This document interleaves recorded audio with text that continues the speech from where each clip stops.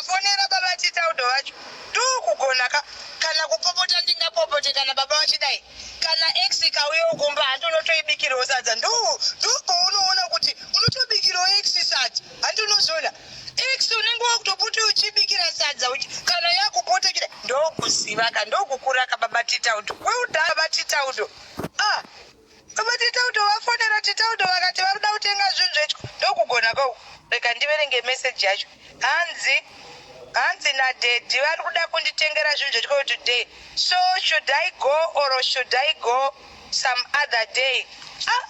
She should go today. Mina nditofona Chitaudo enda mwanangu nhasi usararega baba vako ivavo vabate bhurugwa unotengegwa zvinhu zvechikoro mwanangu. Chitobuda izvozvi dhiraivha aripo here pamba izvozvi budapo uinde ipa dhiraivha foni indaiko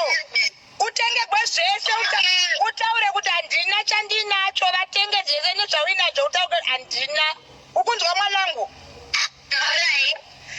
utaure kuti hauna mabooks of mumereti mota zvese utengerwe nemaextra